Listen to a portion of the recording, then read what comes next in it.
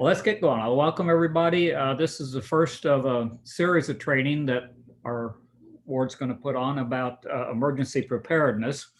And there are an awful lot of aspects of emergency preparedness. And I've kind of got a little spring shot up showing a lot of the different areas that we're going to talk about in the future. But I'm only going to talk about one area right now, and that's the little dollar bills that are circled down there. I'm going to talk about emergency cash. And one of the other aspects of emergency preparedness will be the subject of other lessons and other days. So, first I'd just like to ask if whether, just what you think. We're not going to do this interactively right now, but what do you think about the statement that I don't need to store cash because I have credit cards or debit cards? I'm going to use the term credit cards as synonymous with debit cards. Some people don't use credit at all, but they have debit cards because they're so convenient. But what if the banks are closed and the automatic teller machines are all inoperative because the electricity is out? Well, or an even worse situation, I've followed a few scientific talks about solar pulses. And it's conceivable as something like a solar pulse could knock out all the cell towers in the country, and no one can do an automated check on your credit card, so no one takes it. But even without a nationwide catastrophe, there's still a possibility of things like losing your wallet and all your credit cards are gone and your car's out of gas. You need to go get some gas so you can make it to the bank to reinstate your cards. So anyway, this is not a discussion of the evils of debt and credit cards, but just the notation that for emergency preparedness, we should not consider credit cards or debit cards as one of our available tools, because there's too many situations where this is about all that they're good for. Scrape the ice off your windshield. Now, there's kind of at a high level, there's three circumstances that we consider an emergency where you have to evacuate your home immediately. And I'm talking about the conditions outside once you evacuated.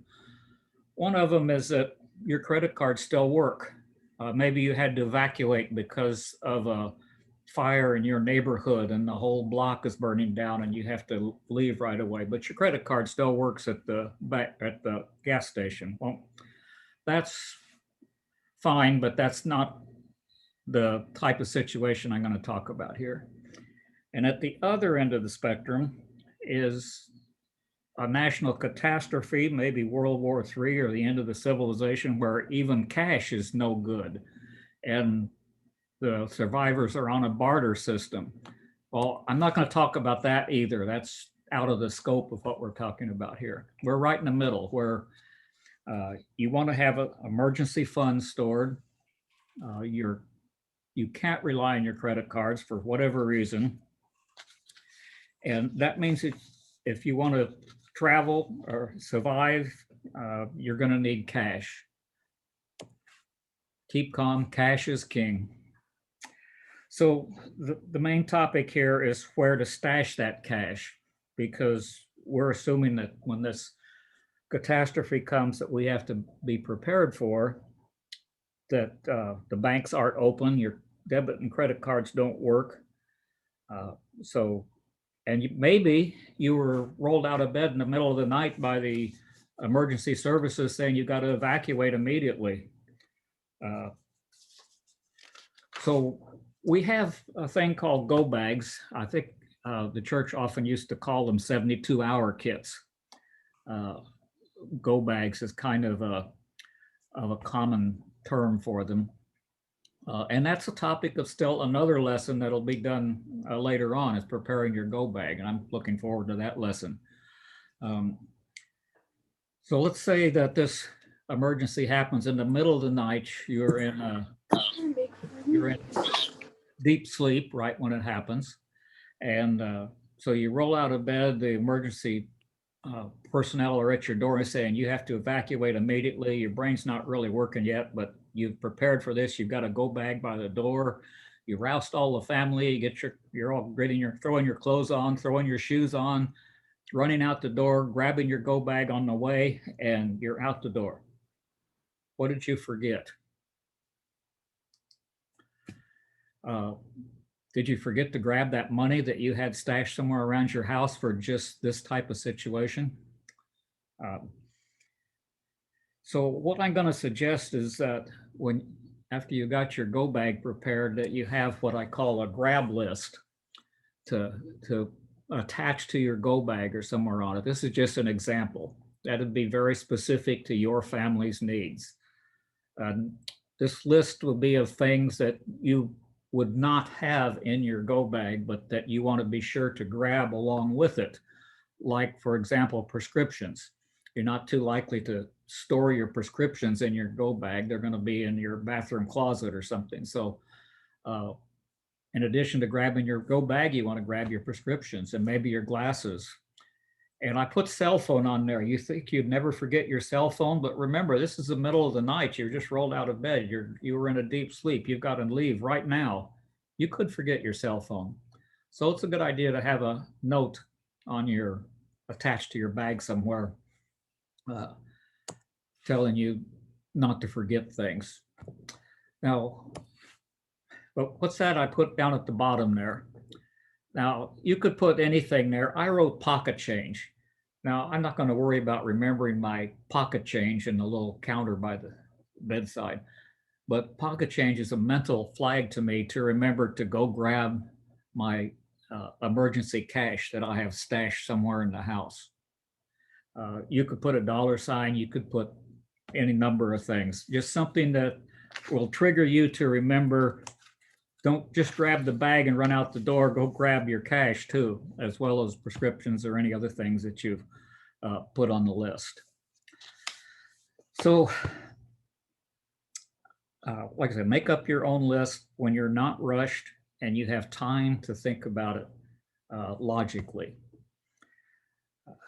Now, one thing is, like I said, I wrote pocket change to remind me, don't write something like grab the cash in the freezer under the frozen fish, or wherever you hid your cash, because that go bag is likely going to be one of the first things a burglar finds when he breaks into your house and looks in the closet door right next to the door there.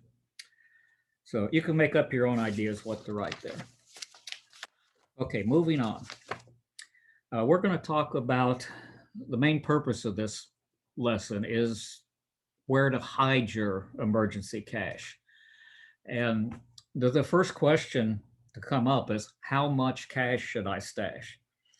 And there is no magic number for that, for how much you should stash away. The answer is whatever feels right to you. Now, to decide how much to save, or to stash, I should say, you'll need to ask yourself a couple of questions. How much will I need for an extreme catastrophic event?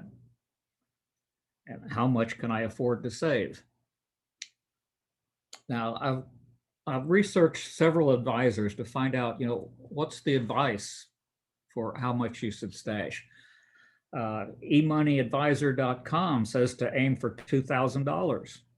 They talk about temporary lodging, shelter, fuel, food, water, necessary medications, all fall into this category. And you have to consider how likely a catastrophic event will be and how much you really want to prepare for it. Brinkman Financial in Tulsa, Oklahoma, said their rule of thumb is they advise their clients to keep between $1,000 and $2,000 in cash in case banking operations are shut down due to a national emergency or catastrophe. MagnifyMoney.com, they're recommending $300 to $1,000 in cash for unexpected expenses.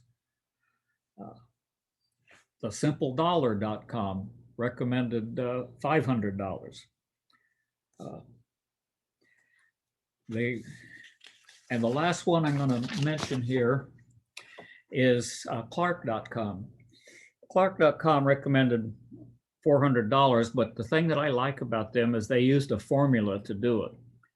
They took your monthly expenditures. Now, your monthly expenditures you get by going through a typical month where there was nothing extraordinary, like having to buy new tires for your car or something like that, just ordinary monthly expenditures, including any cash you took out of an automatic teller machine. And in their example, this family's typical monthly expenditures were $4,000. So they divided by 10 to get $400. And they said that's 3 days supply. You could use the same formula if you want to have 2 weeks supply. You could divide by 2 and come up with 2 weeks supply of cash. Like I said, the amount that you decide to stash in your house is entirely up to you, and it's your choice. Now, once you've made that decision and you have a number, don't store it all in $100 bills. You want small bills because they're easier to spend. They make dispersing your hiding places into different places easier, and you don't have to worry about buying something for $5 from a vendor somewhere on the way out of town, and all you've got's $100 bill, and he won't give you change for it. So stash it in small bills, 20s, 10s, whatever you feel comfortable with. Now, the first thing I'm gonna say is where to definitely not hide your cash. The old money taped to the underside of the toilet lid tank does not work. Just like under your mattress does not work. And that's funny, as I was talking to somebody earlier and they said, oh, we just stuff our money under the mattress, then they said, just joking, because everybody knows that under the mattress is the first place a burglar would look. The first place anyone going through your house for any reason would look is under your mattress. So don't put your money there. I had a little interesting story about the toilet tanks. When I was in high school, my first 2 years of high school, I was at a military academy. And for the life of me, I cannot remember what was being looked for. But I mean, all the students were gathered up and there was something missing. Something from the school had been stolen or smuggled in. I can't remember the details, but the point is something was needed to be searched for. And they had all the students lined up out in the hallway. The very first thing the administration management did was go in the boys' restroom and take the top off the toilet tanks. And I thought that was the strangest thing in the world. What are they looking in the toilets for? But I later came to realize the most likely place somebody in that kind of environment would have hidden something was in a toilet tank, thinking that nobody would ever look there. But that's actually the first place they looked. So enough for the places not to do it. I'm going to go through some of the suggestions I found online for stashing money. This came from Front Point. They're a Virginia-based home security system company. They suggest having a safe that's very heavy, difficult to move, or attached to the framework of the house, or attached to the floorboard somehow so that it can't be moved. And if you get a good high quality safe that's very difficult to get into or move, that would work. A lot of gun owners have a very good safe, and that would work too. And maybe that takes care of your problem for now. But safes are very expensive and may not always be the best choice. The other thing I want to mention is bait money. Now, bait money is a little bit of cash. I know, maybe $50. You decide what number is good for you. That you leave somewhere where a burglar will find it fairly quickly. Not real obvious, so that it's obvious that it's bait money. Maybe in your dresser drawer by the side of your bed, which is another one of the first places burglars look. And you got some $50 laying there. He may just grab that and run. Hey, I found some money. I'm out of here. And not only that, if it's always the same $50 laying there and you've recorded the serial numbers of those bills, on the off chance that that guy is caught fairly quickly and he's still got the money on him and you've recorded the serial numbers, you've got proof that he robbed your house and that it's your money. So think about stashing some bait money somewhere. Now, as far as the actual hiding places for money, one of the top recommendations was inside false infrastructure. The picture on the left there I thought was a really good place. A fake drain pipe in the basement with an end that screws off, and then there's your money inside. Not very likely that would be found. Under baseboards in different rooms of the house, like in the right-hand picture. The only thing with these, they don't work good for apartment dwellers like us because we can't install fake fixtures in our apartment or drill into the cabinetry. And it does require some do-it-yourself drilling and fitting and securing and things. But it's, if you're a homeowner, it should work pretty good. Okay, buried outside. I'm going to talk about it because if you pick a spot out in your yard to bury your money, and of course, if you do that, put bills inside of an airtight container because they'll corrode in the ground. It's a very unlikely to ever be found hiding place, but try to picture this. It's the middle of the night. You've been woken out of bed by an emergency. You've got to evacuate immediately. You grab your go bag. There's a sign on it that reminds you to grab your cash. So now you got to get a flashlight and a shovel and go wander around in your backyard trying to remember where you buried it. Probably not a good idea. Of course, on the positive side, it makes it a lot less likely you'll dip into your emergency cash to satisfy a craving for a pizza delivery in the middle of the night. But I wanted to mention it because it's a possibility. Okay, and this one I think is important, disguised and dispersed. There are lots of things you can buy online if you go to Amazon and search. It's called dispersal safes or something like that. You can find all kinds of hollow items that you can store money or valuables in and leave them laying in places where they're unlikely to be checked by a burglar, but keep in mind that the burglars have internet too. And they may or may not know all these things. But if you've made it very difficult to get to because it's in the very back of a closet behind a bunch of valid things, chances are it's not going to be found, especially if you've left $50 bait money out in the dresser by your bedside and they've found that. Most burglars are going to get out of there at that point. I'll mention this one because I thought it was really good, sleeping with the fishes. If you happen to have pets of the aquatic kind and you have a big, huge fish tank like that, any kind of a waterproof container you could put money in and slip to the bottom of that, or even in a waterproof envelope under the gravel at the bottom of the tank.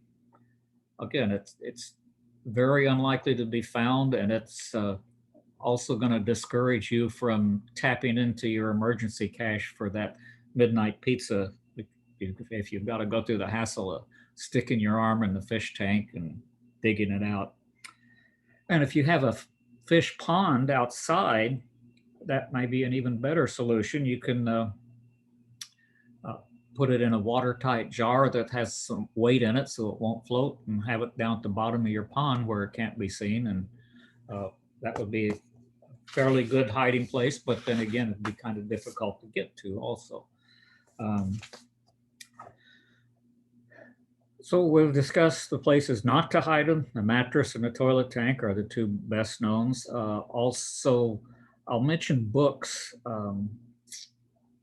Hollowed out books, you can buy them online. There's something that's likely to be well known, though, that people hide their money in books.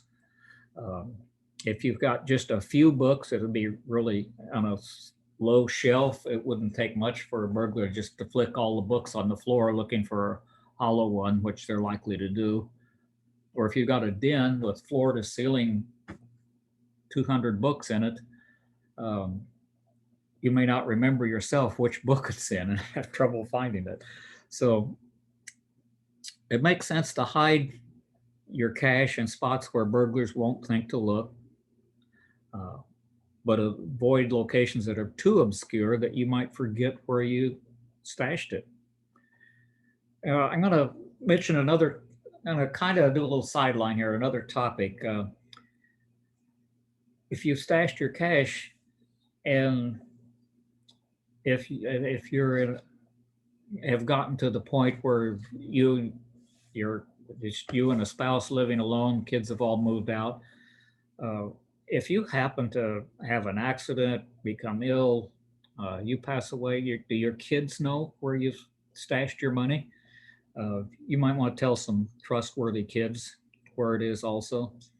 And I thought this was really interesting. On the flip side of that, what if you have an elderly parent or grandparent who lives alone and have their own house and they pass away? Well, don't discount the possibility that they have stashed a lot of cash somewhere around their house, because especially the elderly, they have grown up in an era where they are used to, they've learned to be frugal and to save, and they frequently stash cash in their residence. Now, there's a company called Wayforth Transportation.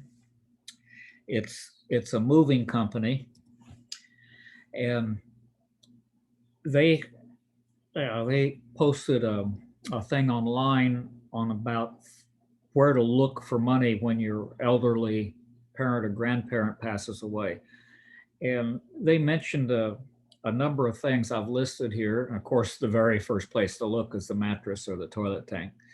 Uh, Other places that they mention where they frequently find money, the freezer.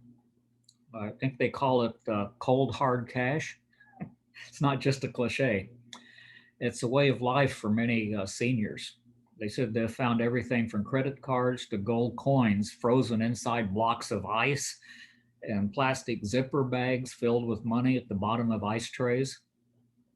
Now, these can also be ideas for you where to stash money too, but they were orientating this lesson towards where to look when your elderly grandparent passes away and they've been living alone for several years. The pantry, look inside every cereal box, flour bag, and coffee can. Pour out the contents if necessary so you can see what's at the bottom. Bookshelves, we talked about that. Check for hollowed out Bibles and dictionaries that you can buy online. But they said you also have to shake out every book on the shelf because they've found everything from $100 bills to dividend checks stashed between pages of books. Under the floorboards, especially in older homes where floorboards may easily come up, and hide something under it and nail it back down. Old suitcases. They said they found plenty of vintage suitcases packed with cash.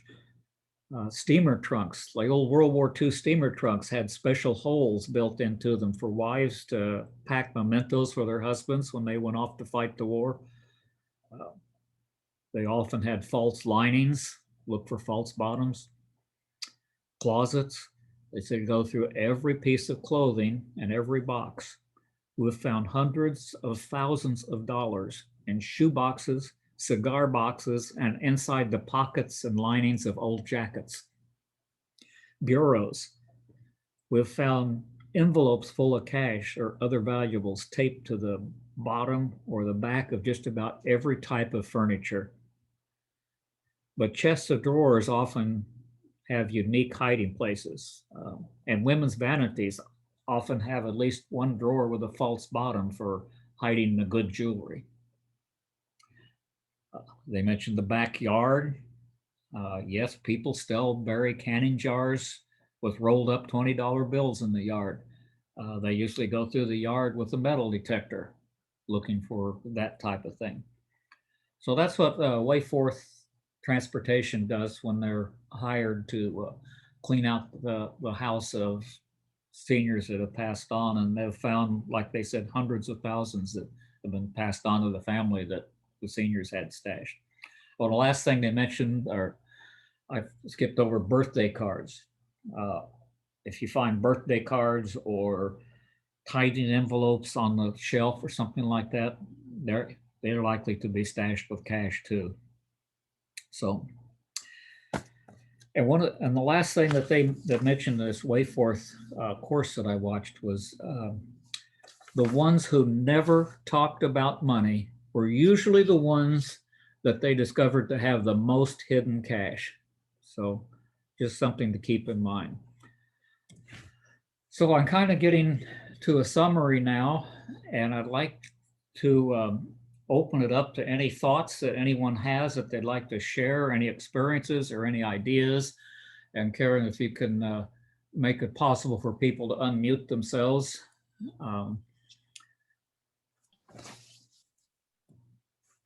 I think they can unmute themselves when they want to talk right now. Okay. I just did. Yeah, so if anybody would like to jump in with any thoughts that you have or any ideas, please go ahead. If not, I'll list a few other things just as ideas. And these are all ideas of things I've found, and you can make a note of any of them that that strike you as something you might want to try. There's envelopes taped to the bottom of a kitchen shelf, a plastic baggie in the freezer, inside an old sock at the bottom of your sock drawer, and an empty aspirin bottle in the bathroom. How about a random folder in your filing cabinet? Oh, this is a good one. How about an envelope taped to the bottom of your cat's litter box under the litter?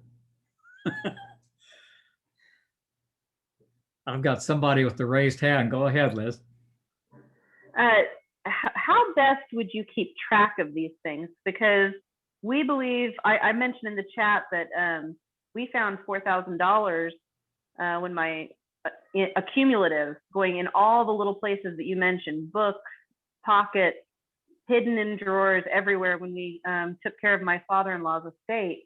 But I don't think he knew where all that money was. I don't think that if he wanted it, he could have found it all, because it was everywhere. It was all through the house. So how best would you keep track of this so that you're not losing money by forgetting? Thank you. That's an excellent point, and it's an example of exactly what I was talking about earlier, that this Wayforth Transportation was talking about all of the seniors' houses that they've cleared out and all the many different places they've found money. Now, there's a couple of different categories of people here. I think Liz is talking about the same category that Wayforth Transportation was talking about, which are seniors that have really lost track of it. They've been so interested in being frugal, hiding their money when they get some, that they forget where they put it before.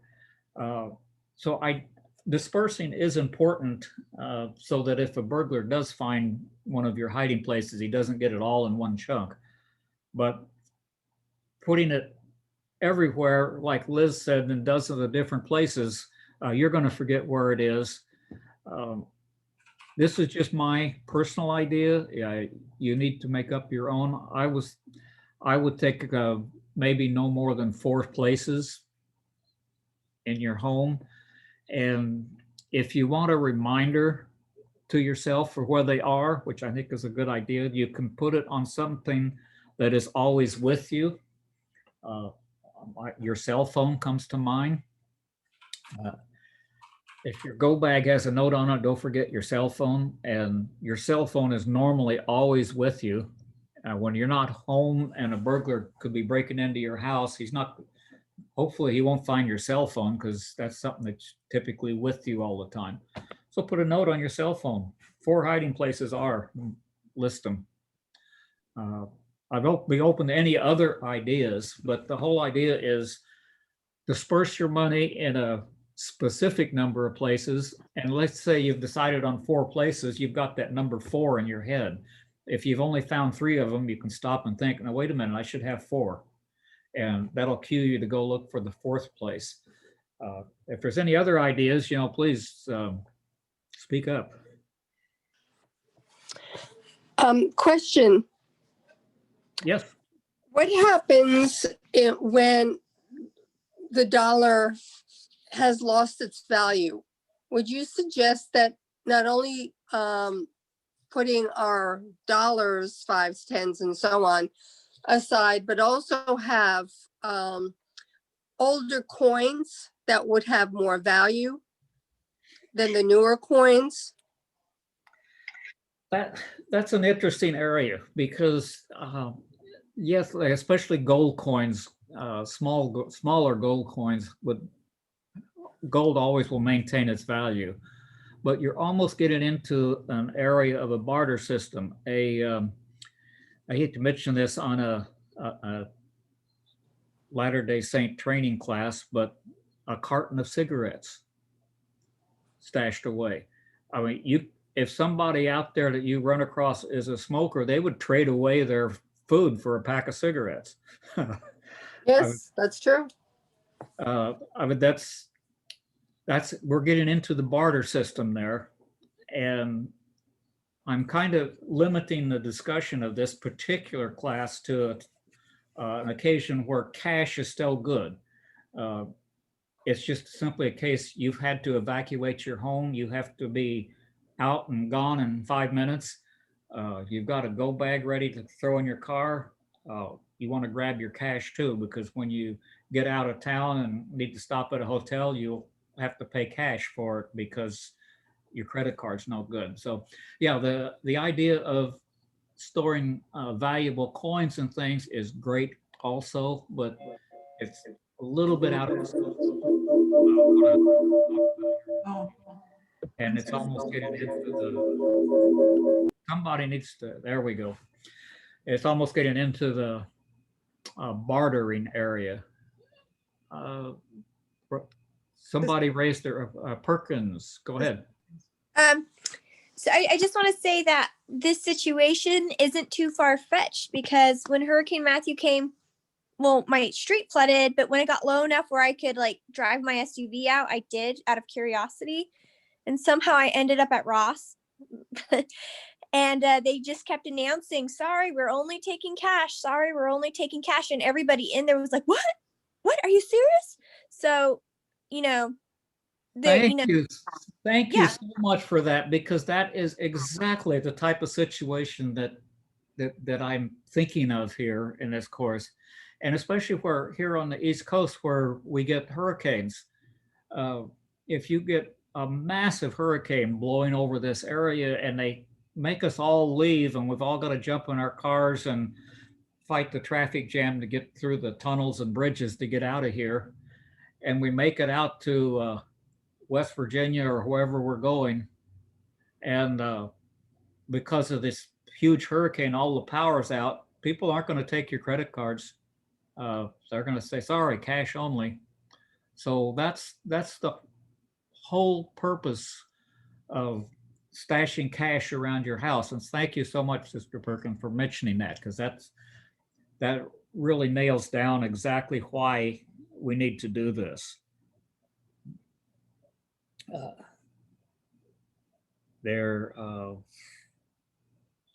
one thing I didn't mention, it's another possibility. Assuming that you're in the habit of keeping your car locked up, I've heard the Virginia Beach police saying they consistently get robberies out of cars that are unlocked, which is hard for me to understand because I've been in a habit of locking my car for years. But put a couple $100 in the glove box of your car. If you're gone, you're usually gone in your car. And even if your car's parked at home and your house gets burglarized, if your car's locked up, they're not as likely to go through it. So just another possible place for stashing money is the glove box of your car. Brother DeVoe? Yes. Two things. One, it doesn't even take a real hurricane to lose the computer or the internet function. I have just gone down the street after a bad thunderstorm, and again, Harris Teeter said you can only pay with cash. So it could happen on just a good summer storm. And two, I can never remember, this is terrible. I can never remember the combination to my gun safe. And so I have it written down where someone would say, and I have it IO, and then write it out like it's in a dollar sign, and then put paid, and then finish the last. So it's the first 4 letters. So it looks like, I don't know, say $31.25, and I owe $42. So somebody would look at it and they would never know that that's my combination. You know, Oh, so to do thank you. something- That's very Yeah. good. I like the way you're thinking of concealing your notes, hiding your notes. Although you just told everybody listening to this how to find the combination to your gun safe, but other than that, yeah, that's a very good point. And like I said, it doesn't take a massive hurricane. Electrical outages happen every so often, especially in this area where there's a lot of above ground power lines, and you get a lot of storms in the area. Another possibility of something that's not really a well, I guess you could call it a national catastrophe, but I've read a lot about solar pulses. And if you got a massive solar pulse, it could knock out the internet all around the nation. And there could be lots of places dealing in cash only, because they know eventually power's going to come back and everything's going to come back to normal, but they're not going to take any credit cards while this is going on. Okay, my screen says there's 2 participants with raised hands, but it doesn't show me who they are. So somebody please go ahead. Oh, go ahead. This is Karen. I don't know who else was there. Oh, you're okay. Karen, go ahead.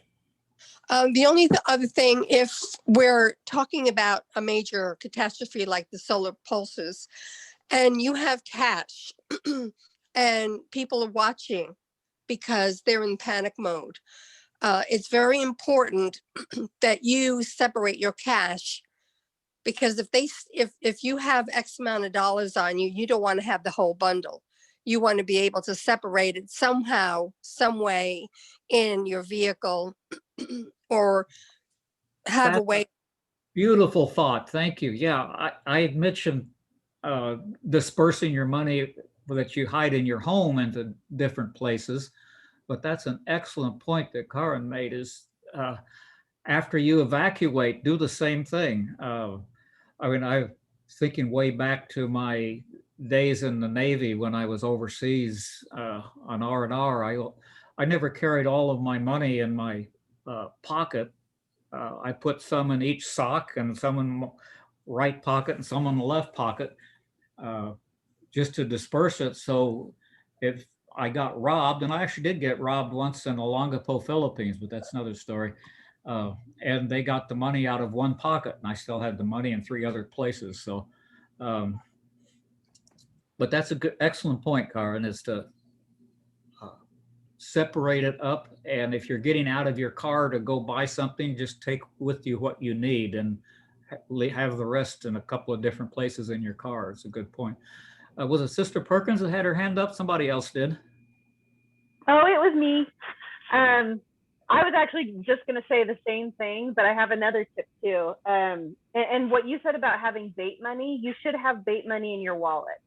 So you should have, some 1s, a 5, and a 20 in your main cash compartment, because that's what they're going to look to. And if there's more than 3 bills, they'll be happy to take it and run and drop your wallet. So but you should always have like 200 cash on you at least, because usually if you're in an emergency, sometimes you can't get home to get your hidden money in the house. So you want to have a good deal on you, but you want it in a hidden spot that you don't go to when you're paying for groceries or paying bills or anything like that. Excellent point. Thank you, Liz. Yes. And if I could say, even when you're traveling, I would do that when I would go overseas and meet my husband, or when we would move overseas. And I was in Los Angeles with my 2 children and our dog, and I had what you call bait money, and that was stolen. It was $50.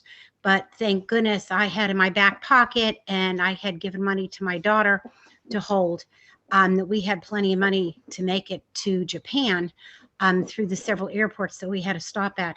I mean, and these were people, that worked in the airport themselves that actually stole my $50.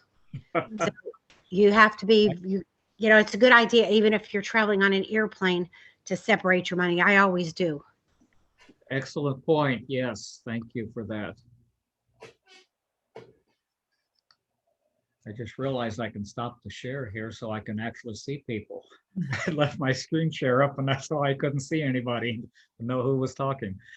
Okay, there's, oh. Oh, here's one inside a Christmas decoration box. Now, there's lots of good ideas, and you know, one thing to do is just wander around your house trying to think of really odd places where it looks, where you don't think someone would look if they broke into your house looking for some quick cash. That and some bait money, and the suggestions that have been made to have that bait money on your person too is an excellent thought. How like- about a laundry, like a laundry basket? That just occurred to me because no one's going to go in your dirty laundry. I wouldn't think, looking for money. So you could probably put an envelope down at the very bottom of it, and who would That- ever look here? That is true. And there's a lot, you know, that's the whole thing we're looking for. I like the idea I like because I don't happen to own a cat right now, but underneath the cat litter in your cat box, who's going to ever look there? Yeah, dirty laundry is fine, but then again, if there's two of you in the house and you've hidden your money in the dirty laundry and somebody else decides to do the laundry, your cash might get washed. A whole new meaning to laundering money. I was gonna say you do want to be careful. You don't throw the baby out with the dishwater. So you got to be careful if you do it in the litter. Say someone wants to be nice and cleans your litter for you and throws it away, or Yes. something like that. So what I would suggest is that you hide it. If you're gonna hide it somewhere that has dust on it. If you have an area of your home that has a lot of dust, it's not an area that gets touched or used or is of much notice. And so that's going to be a good spot to hide it because someone won't find it accidentally because that's not an area that people touch or go to. Yeah, excellent. That's a good tip for when you wander around your house looking for a place to stash your cash. It's a good idea.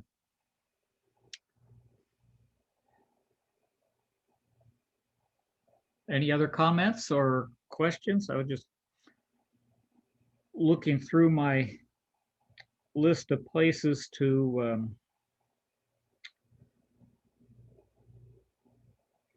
in the back of the fridge. Huh. Refrigerators and freezers seem to be a common suggested place for stashing cash, but like I say, you think of the ideas yourself, and and keep in mind burglars have the internet too. So any other questions or comments? I just want to thank you for all the time and effort you put into this. Oh, thank you, Karen. I appreciate it. You're quite welcome. Well, with that, our 45 minutes is up, and I'll pass it back to Karen.